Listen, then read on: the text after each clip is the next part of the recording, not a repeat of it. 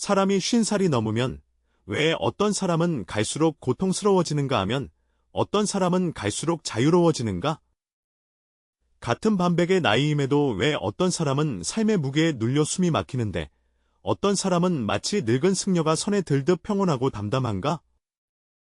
불문에는 놀라운 발견이 있다. 사람이 50살이 되는 것이 인생의 분기점이라는 것이다. 이 나이는 노쇠함으로 가는 시작이 아니라 참된 지혜를 얻는 출발점입니다. 하지만 핵심은 내가 그 세 가지를 지킬 수 있느냐에 있네? 이 세 가지는 금전이나 재물이 아니며 권력이나 지위도 아니고 자녀의 효도도 아니다. 겉보기에는 평범해 보이지만 그 속에는 부처님의 최고의 지혜가 담겨 있다. 역대 고승대덕들은 이를 노년의 안정을 위한 근본으로 여겼으며 수많은 제가자들이 이 세 가지를 지킴으로써 인생의 후반부에서 전에 없던 행복과 안락을 얻었다. 결국 어떤 세 가지가 이렇게 신비로운 힘을 가지고 있을까? 왜 50살이 바로 그것들을 지키는 결정적인 순간일까? 가을 하늘이 맑고 상쾌한 날, 한 고요한 고대 사원 안에서는 연기가 자욱하고 범음이 울려 퍼진다.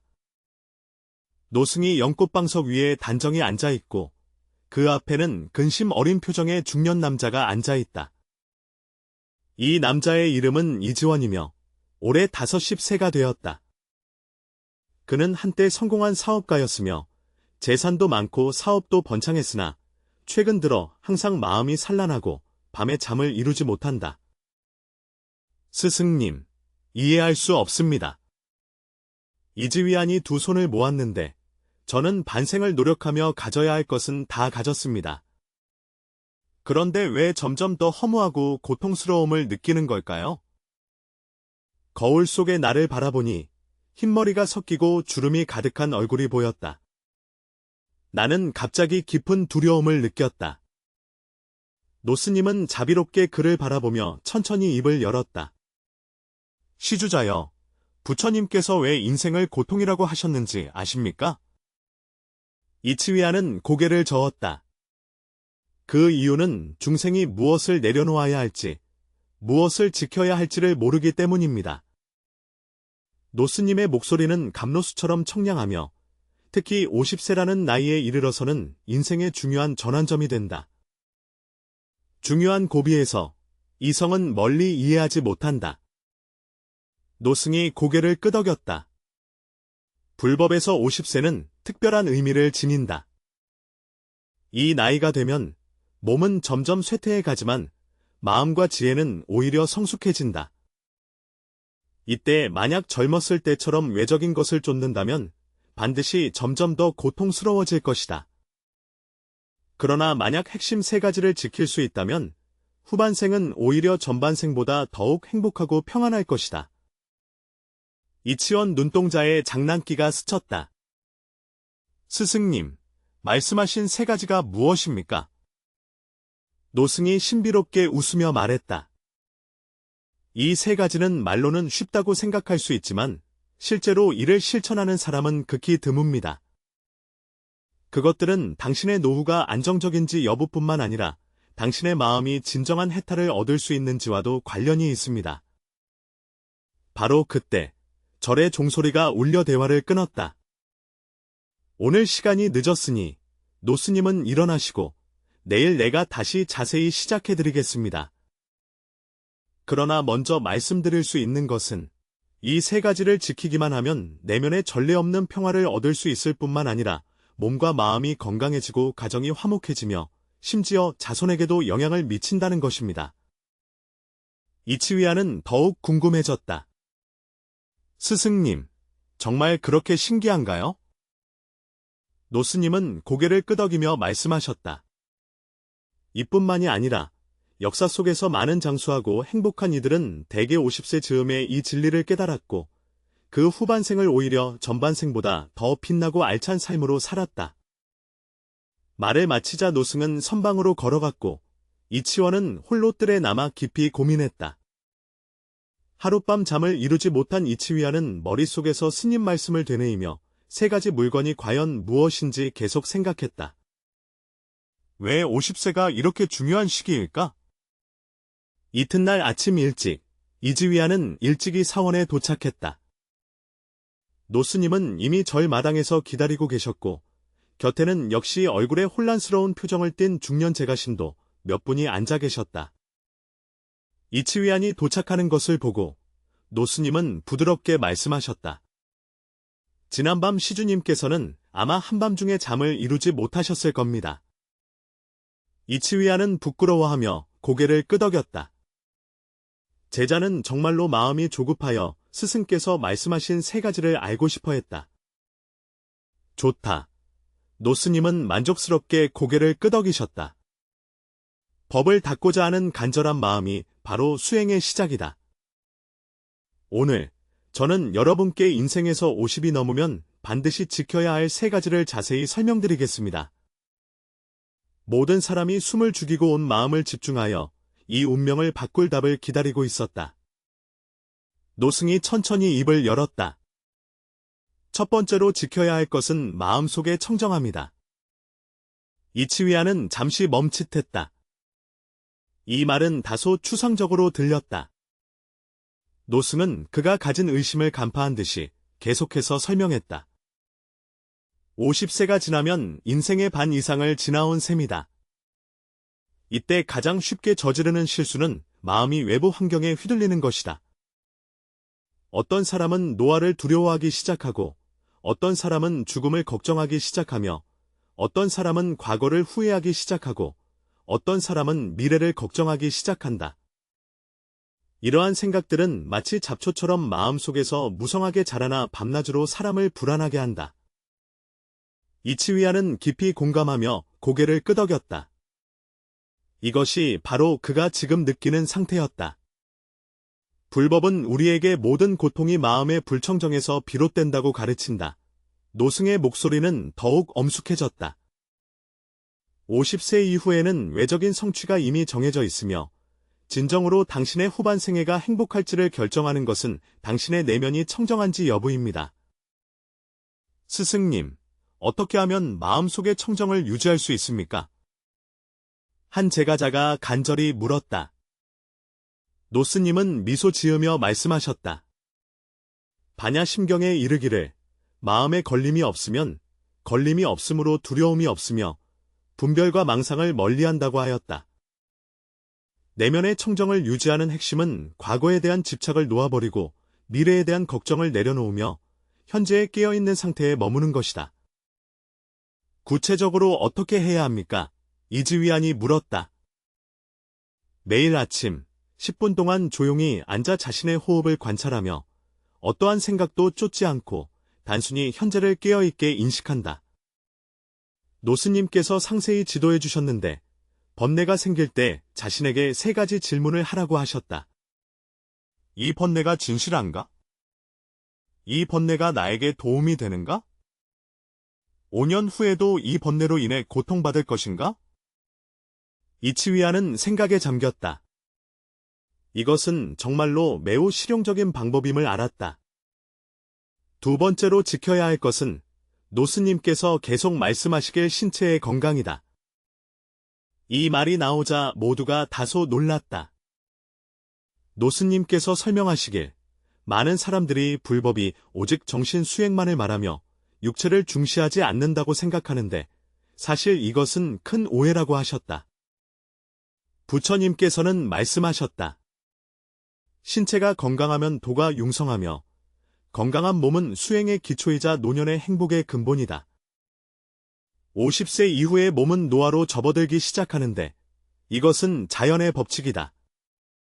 노 스님의 어조는 엄숙해졌지만 어떻게 늙어가는가는 큰 학문이 있다. 어떤 사람은 60세에 이미 병마에 시달리지만 어떤 사람은 80세에도 여전히 건강하게 활보한다. 그 핵심은 올바르게 몸을 보양하는 법을 알고 있느냐에 달려있다. 이지위안은 최근 잦은 허리 통증과 불면증을 떠올리며 깊은 감회를 느꼈다. 불법에서의 양생지혜에 대해 노스님은 계속해서 말씀하셨다. 그것은 맹목적으로 보양하거나 운동하는 것이 아니라 자연의 법칙에 순응하여 중도를 지키는 것이다. 중용에서 말하길 치우치지 않는 것을 중이라 하고 변하지 않는 것을 용이라 하니 양생도 이와 같다. 스승님, 구체적으로 어떻게 건강을 관리해야 하나요? 한 연장자 제가자가 물었습니다. 노스님께서 답하셨습니다. 우선 음식은 담백하고 적당히 섭취해야 합니다. 50세가 지나면 비위 기능이 저하되므로 젊었을 때처럼 폭식해서는 안 됩니다. 다음으로는 생활 리듬을 규칙적으로 유지하며 일찍 자고 일찍 일어나 천지음양의 변화를 따르는 것이 중요하다. 세 번째는 운동을 적절히 하는 것입니다. 격렬함을 추구하지 말고 지속성을 추구해야 하며 태극권, 산책, 요가 등이 모두 좋습니다. 가장 중요한 것은 노승께서 몸을 수행의 도량으로 삼아야 하며 쾌락의 도구로 삼아서는 안 된다고 강조하셨다. 과도한 향락은 몸의 정기신을 소모시키며 적절한 절제는 오히려 몸을 더욱 건강하고 장수하게 한다. 이치원은 반복해서 고개를 끄덕였다. 이 이치는 간단하게 들리지만 사실 그가 이전에 간과했던 것이었다. 세 번째로 지켜야 할 것은 노승의 목소리가 더욱 깊어지며 마음속의 자비입니다. 모든 사람이 조용히 귀 기울였다. 직감적으로 이 마지막 한 가지가 가장 중요할지도 모른다고 느꼈다. 50세 이후 인생은 너무 많은 기복과 변천을 겪었고 너무 많은 사람들의 온정과 냉정을 보았다고 노스님이 천천히 말했다. 이때 두 갈래의 길이 앞에 놓여 있다. 하나는 냉담하고 이기적으로 변하는 길이고 다른 하나는 자비롭고 관용적으로 변하는 길이다. 어느 길을 선택하느냐가 후반생의 품격을 결정한다. 이치위안은 지난 몇 년 동안 상업세계의 교활함과 계략 때문에 점점 더 다른 사람을 신뢰하지 않게 되었고 내면도 점점 닫혀가고 있음을 회상했다. 자비는 약함이 아니라 노스님의 목소리에는 한없는 지혜가 담겨 있으며 그것은 최고의 지혜입니다. 법화경에서는 자비를 마음에 품고 모든 중생을 두루 제도하라고 말합니다. 당신이 모든 사람과 사물을 자비심으로 대할 수 있을 때 당신의 마음 상태는 근본적으로 변화할 것입니다. 스님, 왜 자비가 그렇게 중요한가요? 이치위안이 물었다. 노스님은 미소 지으며 대답하셨다. 자비는 당신과 온 우주를 연결하는 끈이기 때문이다. 자신을 닫고 오직 자신의 이익만을 생각할 때 당신은 스스로를 고립시킨다. 고립된 사람이 어떻게 행복할 수 있겠는가? 그러나 내가 타인을 배려하고 타인의 기쁨을 위해 기뻐할 때 온 세상이 너에게 마음을 열 것이다. 그리고 노승은 계속해서 말했다. 과학 연구도 증명하였는데 자주 선을 행하고 남을 돕는 사람은 마음이 더 건강할 뿐만 아니라 몸도 더 오래 산다. 이는 불법에서 선에는 반드시 선한 보응이 따른다는 진리를 바로 증명한다. 어느 제가자가 호기심에 차 스승님께 물었다. 스승님, 어떻게 하면 자비심을 키울 수 있습니까? 노스님께서 대답하셨다. 주변의 작은 일부터 시작하라. 거지에게 조금의 도움을 주고 노인에게 자리를 양보하며 동물에게 조금의 사랑을 베풀어라. 이 작은 선행들을 얕잡아 보지 마십시오. 물방울이 바위를 뚫듯 적은 것도 모아지면 큰 결과를 이룹니다. 점차 자비심이 당신의 습관이 되고 궁극에는 당신의 본성이 될 것입니다. 여기까지 듣고 나서 이치위안은 갑자기 무언가를 깨달았다. 스승님, 이 세 가지는 불법에서의 개정에 해당하는 것이 맞습니까? 노스님이 수긍하며 고개를 끄덕이시니 시주님의 깨달음이 뛰어납니다. 내면의 청정을 지키는 것은 정에 해당한다. 몸의 건강을 지키는 것은 계를 뜻한다. 마음속의 자비를 지키는 것은 지혜에 상응한다. 개정의 사막은 바로 불법 수행의 근본이다. 왜 50세에 이 세 가지를 지키는 것이 중요한 순간일까요? 또 다른 신도분이 물었습니다. 노스님께서 설명하셨다. 50세 이전에는 사람들이 외적인 추구에 바빠서 인생의 근본 문제에 대해 마음을 가라앉히고 깊이 생각하기가 어렵다고 하셨다. 50세 이후에는 외적인 성취가 기본적으로 확정되며 바로 이때가 내면 수행으로 전환하기에 가장 좋은 시기이다. 이때 이 세 가지를 지키면 아직 남은 인생의 궤적을 바꿀 수 있다. 이 기회를 놓치면 어떡하죠? 이치위안이 약간 걱정스러운 표정으로 물었다. 노스님께서 자비롭게 말씀하시길 불법은 돌아서면 바로 그곳이 안락한 해안이라 하셨으니 언제 시작해도 늦지 않다고 하셨다. 50세는 매우 중요한 시점으로 이때부터 수행을 시작하면 그 효과가 더욱 두드러집니다. 앞으로 몇 달 동안 리즈위안은 노승의 가르침에 따라 이 세 가지를 굳건히 지키기 위해 열심히 노력했다. 그는 매일 아침 10점 동안 조용히 앉아 호흡을 관찰하며 마음을 현재에 머무르게 한다. 점차 그는 더 이상 그렇게 초조해하지 않게 되었고 일에서의 좌절을 맞닥뜨려도 평정을 유지할 수 있게 되었다. 그는 식사와 생활 습관을 조절하고 수년간의 흡연과 음주 습관을 끊었으며 매일 산책을 시작했다. 몇 달이 지나면서 몸이 훨씬 가벼워진 것을 분명히 느꼈고 정신도 더 충만해졌습니다. 가장 중요한 것은 그가 주변에 도움이 필요한 사람들을 주도적으로 돕기 시작했다는 것이다. 청소 노동자에게 물을 사주고 가난한 학생들을 지원하며 홀로 사는 노인을 돌본다. 그가 놀란 것은 남을 돕는 과정에서 자신이 전에 없던 기쁨과 만족을 얻었다는 것이다. 반년 후 이즈위안이 다시 절에 왔을 때 노스님이 그를 보며 말했다. 시주님의 안색이 훨씬 좋아졌고 마음도 훨씬 맑아졌습니다. 이즈위안은 감사한 마음으로 말했다. 스승님, 이 세 가지가 정말 제 인생을 바꾸었습니다. 나는 이제 알았다. 진정한 행복은 밖에 있는 것이 아니라 내면에 있다. 노스님은 흐뭇하게 고개를 끄덕이며 시주자는 이미 이 세 가지를 지키는 이익을 체험했다고 하셨다. 그러나 이것은 시작에 불과하며 진정한 수행은 평생의 과업입니다. 스승님, 제가 한 가지 의문이 있습니다. 이지원이 물었습니다. 왜 어떤 사람들은 이러한 도리를 알면서도 계속해서 지키기 어려운가요? 노스님께서 깊이 말씀하셨습니다. 그들은 수행을 임무로 여기지 즐김으로 여기지 않기 때문입니다. 진정한 수행은 자연스러워야 하며 꽃이 피고 지고 해가 뜨고 지는 것과 같습니다. 당신이 진정으로 내면의 청정한 기쁨, 건강한 몸의 편안함, 자비로 선행하는 행복을 체험할 때 수행은 더 이상 부담이 아니라 삶의 일부가 됩니다. 또 한 가지 이유가 있다고 노승은 계속 말했다. 그들은 결과에 너무 집착하기 때문이다. 수행의 목적은 무엇을 얻기 위함이 아니라 무엇이 되기 위함이다. 과정에 집중하면 결과는 자연히 따라온다. 이즈위안은 마치 깨달은 듯하다.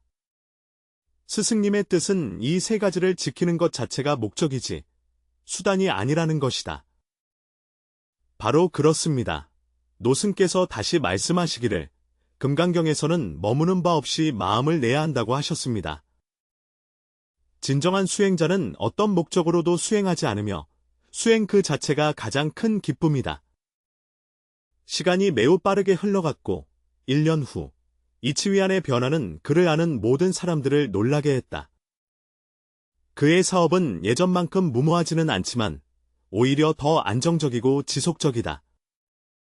그의 가족 관계는 더욱 조화롭게 되었고 아내와 자녀와의 정이 더욱 깊어졌다. 가장 중요한 것은 그가 온몸에서 평화롭고 고요한 기운이 흘러나와 사람들로 하여금 저절로 따뜻함을 느끼게 한다는 점이다. 어느 날 이즈위안의 오랜 친구 왕총이 그를 찾아와 얼굴 가득 근심을 띠며 말했다. 노이, 당신 얼굴이 정말 좋아 보이네요. 나와는 달리 지난 한 해 동안 문제들이 끊이지 않았고 건강도 점점 나빠졌다. 비결이 있나요? 이즈위안은 1년 전 자신의 상태를 떠올리며 깊은 감회로 말했다. 노왕, 우리 나이도 50이 넘었으니 무엇이 중요한지, 무엇이 중요하지 않은지 알 때가 됐지요. 그는 노스님의 말씀을 왕 총경에게 전했고 왕 총경은 듣고 한참을 깊이 생각했다. 네가 말한 이 세 가지, 듣기에는 매우 타당하지만 말하기는 쉽고 실행하기는 어렵구나. 이치위안이 웃으며 말했다. 나도 처음에는 그렇게 생각했지만 이후에 중요한 것은 한 번에 완벽해지는 것이 아니라 매일 조금씩 발전하는 것임을 알게 되었다. 오늘은 어제보다 한 분 더 앉아 명상하고 몇 걸음 더 걷고 한 가지 선행을 더함으로써 쌓인 것은 거대한 변화가 됩니다. 왕 사장님은 생각에 잠긴 듯했다. 나도 그 노스님을 만나러 가야 할 것 같다. 이지원을 끄덕였다. 50세가 넘으면 우리의 시간이 점점 더 소중해지니 진정으로 중요한 일에 에너지를 쏟아야 한다. 몇 년이 지나자 이지원은 이미 그 절의 단골 손님이 되었다. 그가 예전에 그랬던 것처럼 혼란스러운 중년의 사람이 절에 와서 가르침을 구할 때마다 노 스님은 항상 이지위안에게 직접 체험담을 이야기하게 하였다. 한 번은 막 50살이 된 한 여성이 울면서 이지위안에게 말했다. 인생이 이미 의미가 없어졌다고 느껴요? 아이들은 다 자라서 나를 필요로 하지 않고 일에도 열정이 없어요. 매일이 공허하게만 느껴져요. 이지원은 자비롭게 그녀를 바라보며 말했다. 나는 너의 감정을 이해한다. 나도 한때 같은 혼란을 겪었기 때문이다. 하지만 나는 당신에게 말하고 싶습니다. 50살은 끝이 아니라 새로운 시작입니다. 그는 인내심을 가지고 이 여성에게 세 가지를 지키는 것의 중요성을 설명하고 자신의 실천 경험을 나누었다. 몇 달 후, 이 여인은 다시 사원에 왔을 때 얼굴에는 오랜만에 환한 미소가 가득했다. 노스님은 이 모든 것을 바라보며 기쁘게 이치위안에게 말하였다. 시주는 자신만 이익을 얻는 것이 아니라 다른 사람을 돕기도 하니 이것이 바로 보살도의 구현이다. 이치위안은 겸손하게 말했습니다. 이것은 모두 스승님의 가르침이며 저는 단지 제 자신의 체험을 인연 있는 분들과 나누었을 뿐입니다. 나누는 것 자체가 자비입니다. 노스님께서 깊이 말씀하시길, 당신이 타인이 고통에서 벗어나 행복을 누릴 수 있도록 도울 때 당신 자신의 공덕도 끊임없이 증가한다고 하셨다. 이것이 바로 불법에서 자립립타의 지혜입니다. 현재 이지원은 이미 60세가 넘었지만 동년배에 비해 훨씬 젊게 보인다. 그의 기업은 규모가 크지 않지만 직원 관계가 화목하고 고객 관계가 안정적이다. 그의 가정은 행복하고 화목하며 자녀는 효도하고 부부는 사랑이 넘친다. 가장 중요한 것은 그는 마음속에 평온과 기쁨으로 가득 차 있으며 미래에 대한 두려움도 없고 과거에 대한 후회도 없다는 것이다. 한번 기자가 그의 성공 비결에 대해 인터뷰했을 때 이지위안은 진정한 성공은 얼마나 많은 부를 소유하는 것이 아니라 마음의 풍요로움이라고 말했다. 50세가 지나고 나서 나는 가장 소중한 세 가지를 지키는 법을 배웠다. 맑은 마음, 건강한 몸, 자비로운 품성이다. 이 세 가지는 나에게 진정한 행복과 평안을 주었다. 기자는 호기심에 가득 차서 물었다. 이 세 가지 물건이 정말로 그렇게 신비한 힘을 가지고 있습니까? 이치위안은 웃으며 대답했다. 사실은 이미 알고 있다. 하지만 이것은 한 번에 이루어지는 것이 아니며 지속적인 노력과 수행이 필요하다는 점을 상기시켜 드립니다.